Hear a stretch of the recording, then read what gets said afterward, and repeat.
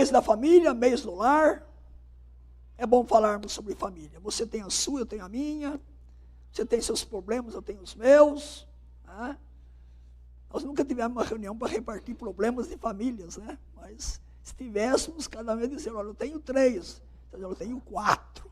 Então, mas o fato é que estamos aqui nessa noite para sermos trabalhados pela graça do nosso Deus. Cristo restaura a família em crise. Essa é a minha proposta para esta noite, para o seu coração, para o meu coração. E quando eu tomo a família de Jairo, como sendo essa família em crise, o texto que lemos mostra aí um pai aflito, um homem religioso. Se você olhar no texto aí, o verso 22, ele era um dos principais da sinagoga. Um homem importante. Se ele era um dos principais da sinagoga, ele frequentava a sinagoga toda semana. Ele conhecia a palavra de Deus. Mas a família dele está em crise. Ele está aflito.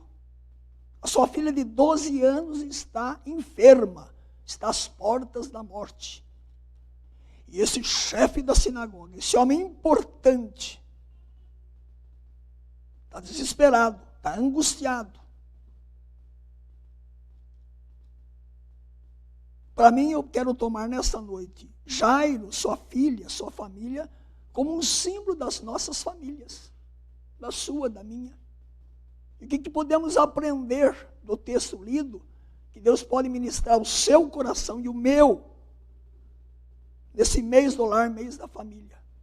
O que Deus quer comigo nessa noite? Você que está aqui, você que está conosco pela internet. A família de Jairo não foi poupada da crise, do problema, da angústia de uma filha que estava moribunda. Nossas famílias também não são poupadas, estão no mundo caído.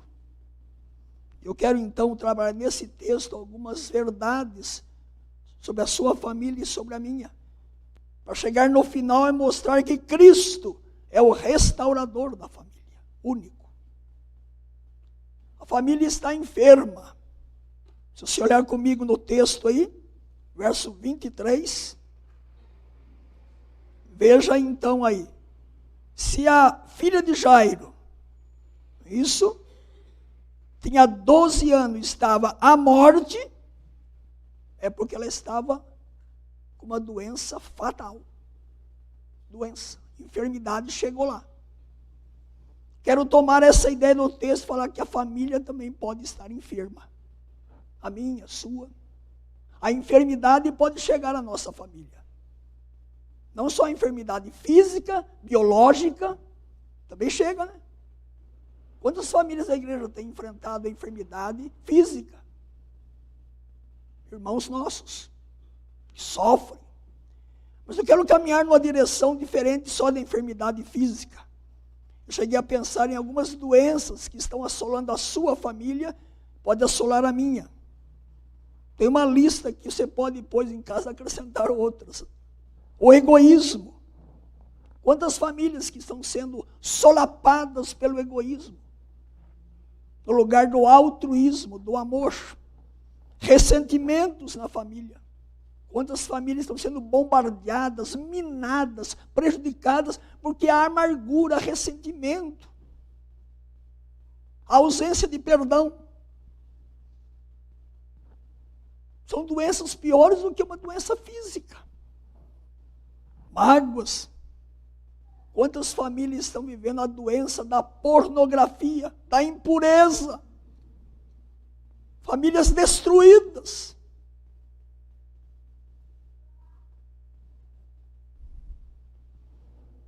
Frieza espiritual. Falta de fidelidade na família. Mundanismo na família. A oração de Cristo em João 17 diz lá, ele está orando pela igreja, por você e por mim, ele pede para nós, que nós não somos do mundo, mas estamos no mundo. Ele ora para que nós não sejamos tirados do mundo, mas que sejamos guardados do mal. do maligno, do pecado. Nós estamos no mundo, mas o mundo não pode estar em nós. O nosso coração, a nossa casa, a nossa família dominada por aquilo que o mundo oferece, que o mundo está dizendo. O alvo número 1 do diabo é a família. E tem bombardeado as famílias destruídas. E quando eu falo aqui da família ser mundanizada, quantas famílias estão se rendendo hoje às novas ideologias? Famílias que estão pautando a sua caminhada não pelo padrão absoluto da palavra de Deus, de valores absolutos, de moral objetiva. Quantas famílias estão se rendendo hoje à ideologia de gênero e tantas outras coisas. Eu dei uma aula há pouco tempo aqui na igreja sobre Eunice e Lloyd, quando eu mostrei que aquelas irmãs nossas do passado criam no poder da palavra de Deus e educaram Timóteo não na ideologia da época, mas na palavra de Deus. E foi o diferencial. O diferencial. Como está a nossa família? Lá em Apocalipse, quando fala do Cristo glorificado, diz assim: os olhos do Senhor são como chama de fogo. Essa expressão lá de Apocalipse 1,14, que os olhos de Cristo são como chama de fogo, lembra que Ele olha para mim, para você, para minha família, Ele conhece totalmente, sua percepção é penetrante, seu conhecimento é perfeito, Ele é onisciente. E a pergunta que eu faço, Jesus olhando para a minha família e para a sua hoje, o que Ele está vendo? Como Jesus dá um diagnóstico da sua família e da minha hoje? Qual seria o seu diagnóstico? Olhando para a nossa família. No caso de Jairo, havia a enfermidade. Como está a saúde da sua casa, da sua família? Há alguma doença afetando a sua esposa, seu marido, seus filhos? O Jesus que estava lá com Jairo, se chegasse na sua casa hoje, qual seria o diagnóstico dele? Morte, enfermidade. Essa é a primeira coisa que eu queria lembrar nesta noite. Precisamos estar atentos àquilo que a família pode estar enfrentando.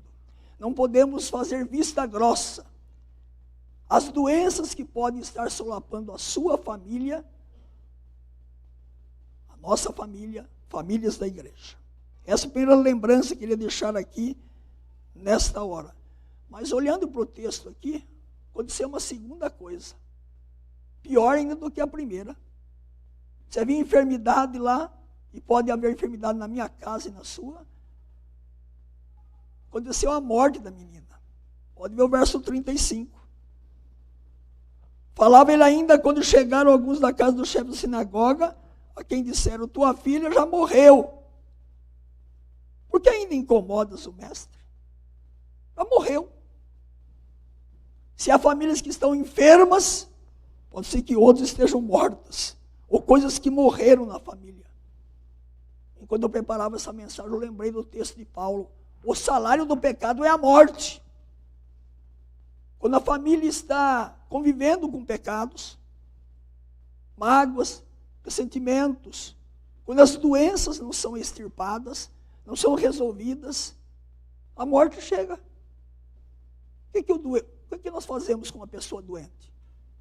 Levamos ao médico para o tratamento. Tem que ser tratada a pessoa. Uma pessoa que não se trata, ela está às portas da morte. E a menina que morreu. Então fala, o salário do pecado é a morte. Algumas coisas podem estar mortas em nossa família.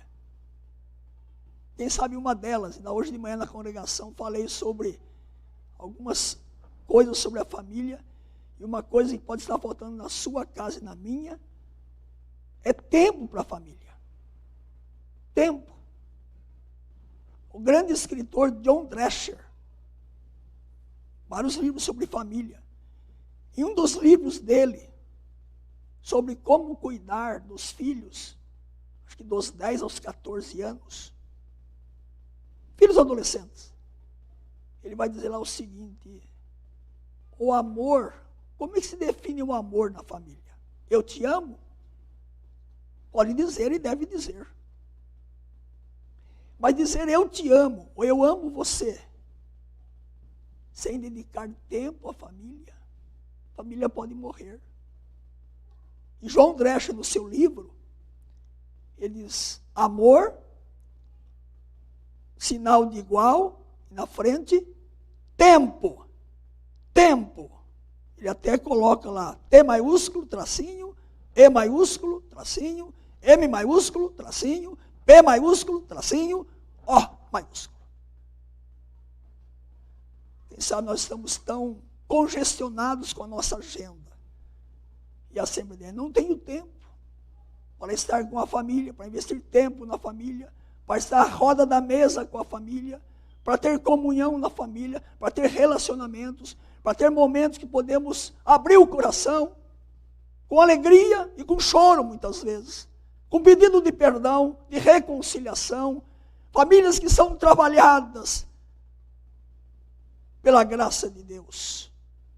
Quem sabe o tempo está morto, não há tempo, minha agenda está ocupada com muitas coisas, mas não há um espaço lá, tempo para a família, tempo para dialogar, tempo para valorizar o outro, para ter amor, para ter esperança na família. Enfim, é possível que essas coisas sejam mortas na família. Ainda hoje comentava lá na congregação também sobre isso.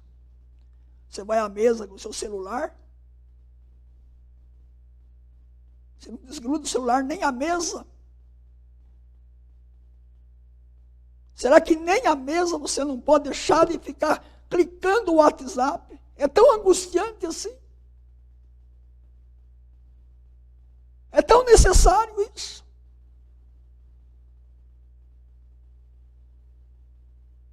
As mídias dominam, estão empanzinando o nosso coração, dominando a nossa alma.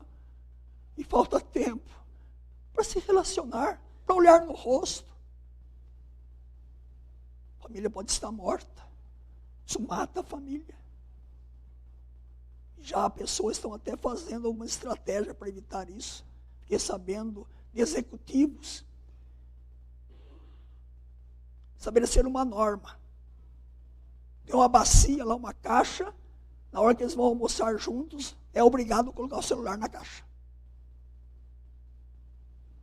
Alguém comentou lá na congregação hoje que tem outras estratégias que tem que ter uma caixa e ainda colocar um cadeado. Senão pode pegar. Tempo para tudo, mas e tempo para amar, para desfrutar, para conversar, para saborear o culto doméstico, ler a palavra, orar, cantar, ter esse momento que Deus lubrifica relacionamentos, restaura relacionamentos. Eu pensei no texto lá de Jeremias, no contexto lá quando o povo de Deus seria invadido por Nabucodonosor. Jerusalém foi destruída.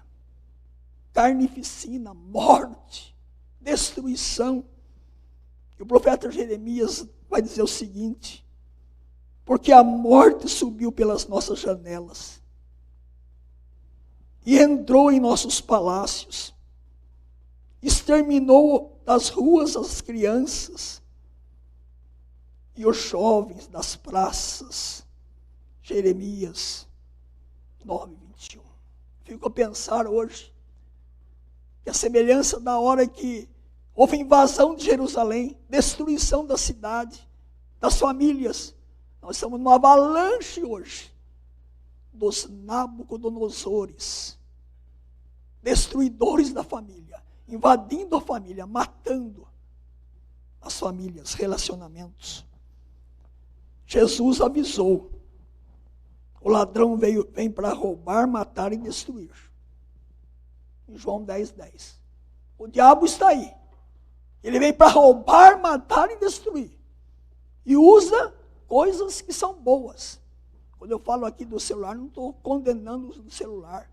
Eu estou dizendo, precisamos aprender a administrar o que temos de bom para abençoar a nossa família, não para destruir a nossa família. A família está enferma, a família pode estar morta, mas o texto continua. A família pode estar em alvoroço, veja o texto aí, verso 38.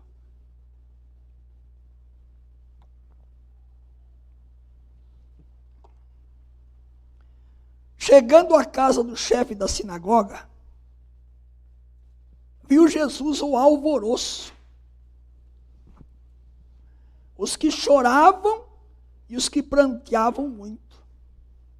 Então, quando Jesus chegou lá na casa de Jairo, na casa do chefe da sinagoga, ele encontrou grande alvoroço, agitação, confusão, inquietação, pranto, choro. Fico a pensar aqui hoje, na igreja de Cristo, quantas famílias que estão em alvoroço, inquietação, confusão. Quantas famílias estão chorando, quem sabe nesse momento. Porque a crise chegou, a enfermidade chegou, a morte chegou, o alvoroço chegou na família. Famílias destruídas por todo o mecanismo de um mundo que jaz no maligno. Pelas estratégias, das ideologias, das filosofias. Aqueles que estão hoje procurando âncora, não na palavra de Deus. E quero deixar claro que eu não sou contra você procurar ajuda em profissionais competentes. Não é essa a minha ênfase.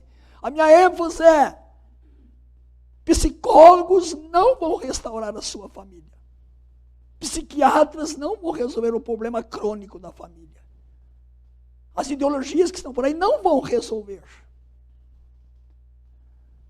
O alvoroço da família, a inquietação da família, o choro da família, as lágrimas da família, o pranto da família. Tem que encontrar outro recurso. E a família de Jairo mostra claramente que uma família que está enferma, que está com morte, que está com alvoroço, tem que encontrar uma solução. E eu mostro agora a solução que foi encontrada para este homem. O que fez Jairo? O que a crise levou Jairo a fazer? No caso dele, a filha estava à morte. E pense comigo, uma filha com 12 anos à morte. E naquela época, uma filha com 12 anos, era seu momento de tornar-se mulher. Era o momento de dizer, olha, agora eu tenho em casa aqui uma filha que já alcançou um ponto excelente. O que Jairo fez na hora da crise? Para onde ele correu? O que a crise fez com Jairo? Veja no texto. O texto responde claramente. Verso 22. Diz o texto: eis que se chegou a ele um dos principais da sinagoga, chamado Jairo. Então, Jairo vai a Jesus, levando o seu desespero, a sua angústia. Era urgente fazer isso, não dá para esperar mais. Minha filha está à morte, sua família está enferma, está morta, está em alvoroço, é urgente. Corra para Jesus. Jairo não titubeou. E teve que vencer barreiras, inclusive. Você imagina um chefe da sinagoga procurar Jesus naquela época. Teve que enfrentar a barreira da sua posição. Tinha uma posição. Mas ele venceu. E tem que vencer o segundo obstáculo. A crítica dos religiosos da época. Jairo, você procurou esse pregador que está aí? Que come e bebe com pecadores? Jairo! Você perdeu a cabeça, Jairo? Você perdeu a cabeça? Mas Jairo enfrentou tudo. O seu desespero, a sua angústia, a sua alma estava em desespero. Minha filha está à porta da morte. Ele vai a Jesus. E não só vai a Jesus, veja no texto aí. Ele se prostrou. Ele se humilhou diante de Jesus. Aí no verso 22, ele vai a Jesus e ele se humilhou, se prostrou aos pés de Jesus. Ele corre para Jesus. E ainda no verso 23, o que ele fez? Ele vai a Jesus. Ele se humilhou, se prostrou, adorou a Jesus. E diz o texto que ele pediu insistentemente. Ele foi perseverante. Ele não desistiu. Ele perseverou. Ele buscou. Essa foi a atitude desse homem. E aí eu lembrei do salmista, no Salmo 50, verso 15. Invoquem no dia da angústia.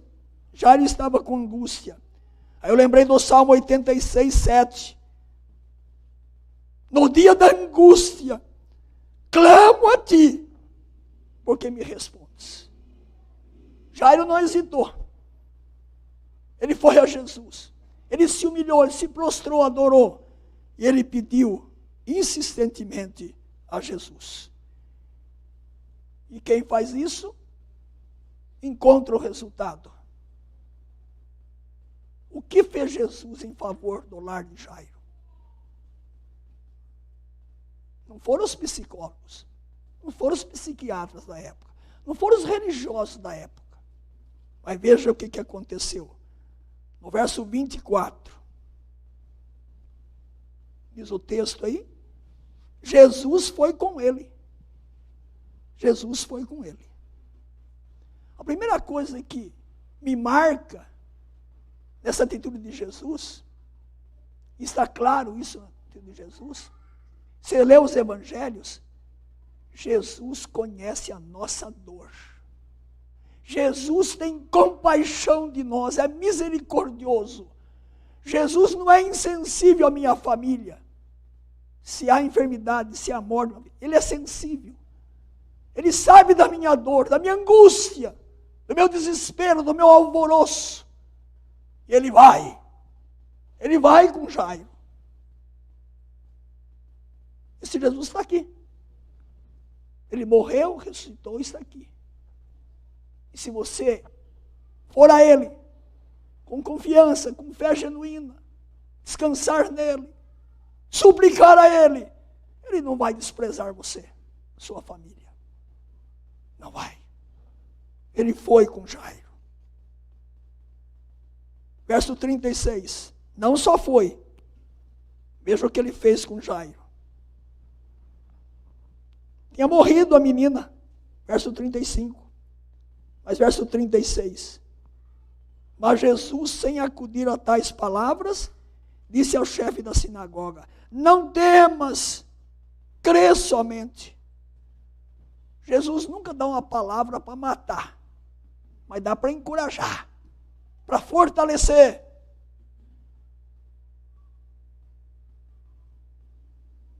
Esse é o nosso Jesus.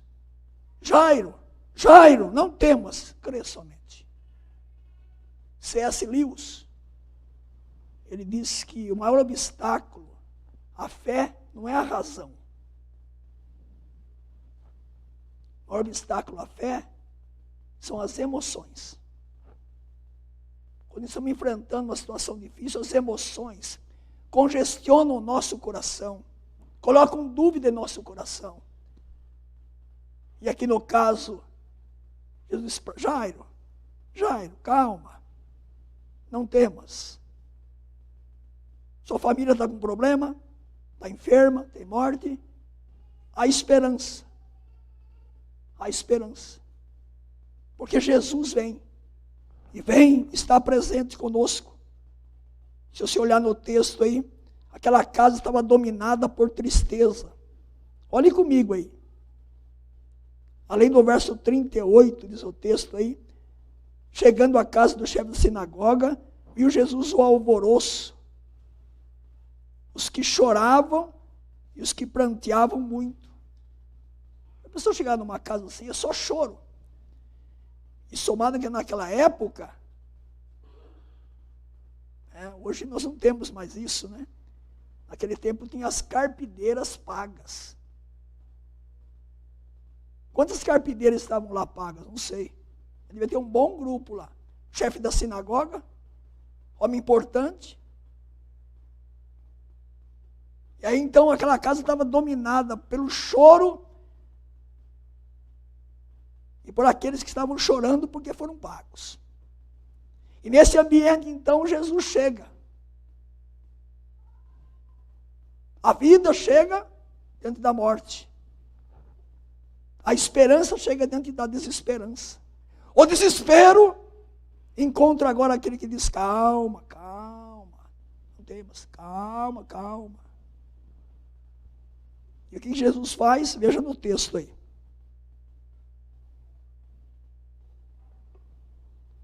O que ele faz? Verso 39. Ao entrar lhes disse, por que estáis em alvoroço e chorais? A criança não está morta, mas dorme. E riam-se dele. Tendo ele, porém, mandado sair a todos. Ele limpou a casa. Fez uma varredura lá. Carpideiras, estão chorando. Diz o texto que ele entrou na casa e olha, pode sair todos. Tomou só o pai e a mãe da criança e os que vieram com ele. Pedro, Tiago e João, diz o verso 37, que acompanharam Jesus. Agora estão naquele ambiente, Jesus, Jairo, a mãe da criança, Pedro, Tiago e João. Ele mudou totalmente o ambiente. E nessa mudança total, o que ele fez? Veja claramente no texto aí. O que ele fez? Verso 41. Tomando-a pela mão, disse, Talita, cumi, que quer dizer, menina, eu te mando, levanta-te. Restaurou. Onde Jesus chega, Ele é o Senhor da vida. A morte vai embora. A tristeza bate em retirada. As lágrimas viram um sorriso. O coração que está em alvoroço sente calmaria, segurança. Esse é o Jesus que quer restaurar a nossa família. Abençoar a nossa família. E diz no verso 42, imediatamente, a menina se levantou e pôs-se a andar, pois tinha 12 anos. Então ficaram todos sobremaneira admirados. Onde Jesus chega, a vida é restaurada. Onde Jesus chega, o ambiente muda. E Ele está chegando, está passando por aqui hoje. Ele quer restaurar a sua casa, seu casamento, sua família, seus relacionamentos. Ele quer dar nova direção aos seus conceitos pessoais, a ocupação do seu tempo, o seu investimento na sua família. Ele está aqui. A Ele toda a glória. Ele quer restaurar, como restaurou a casa de Jairo. Ele é o mesmo. Ele atua, Ele tem todo o poder. Segundo o apóstolo Paulo em Efésios, Ele é poderoso para fazer infinitamente mais do que tudo quanto pensamos ou pedimos, segundo o seu poder que opera em cada um de nós. Esse é o nosso Jesus maravilhoso, que nesse mês da família quer dar nova direção para as nossas vidas, nossos casamentos, nossos relacionamentos.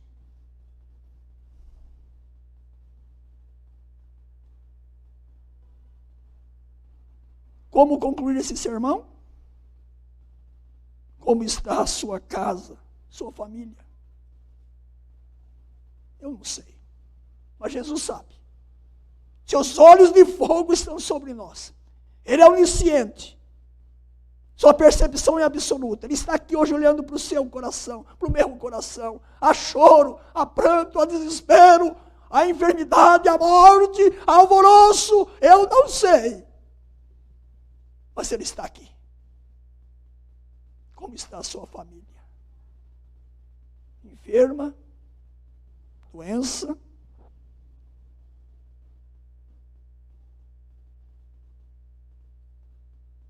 Você gostaria que tudo que Jesus fez pela casa de Jairo, Ele também fizesse por você e sua casa? Ele pode. Ele quer. A família é projeto de Deus, é tesouro que nós temos, é bênção. Ele quer fazer. Entrega o teu caminho ao Senhor, confia nele, o mais Ele fará. Jairo foi a Jesus, se humilhou, suplicou: Senhor, minha filha está à morte, Senhor. Oh Deus, meu casamento está à morte. Oh Deus, minha família está em ruínas. Oh Deus, minha família está dominada pelas mídias, pelas ideologias. Senhor, socorre a minha família. Entrega o teu caminho ao Senhor. Confia nele e haverá restauração para a sua família. Eis que estou à porta e bato. Ele está aqui hoje batendo. Casamento, como está? Família. Se alguém ouvir a minha voz e abrir a porta, eu entrarei em sua casa. Cearei com ele, ele comigo. Famílias abençoadas, famílias restauradas, casamentos restaurados, relacionamentos restaurados. Tudo isso devemos a Ele. Jesus, Senhor, Salvador, edificador, presente conosco, divino companheiro no caminho. E esse Jesus, que restaurou a família de Jairo, e pode restaurar a sua, não só Ele está aqui, aqui e agora, presente conosco, Ele voltará um dia. Maranata, vem Senhor Jesus. Mas até a sua volta gloriosa, Ele quer que tenhamos famílias que sejam bênçãos, famílias abençoadas e abençoadoras, casamentos onde a palavra de Deus está dominando, famílias que glorificam a Deus.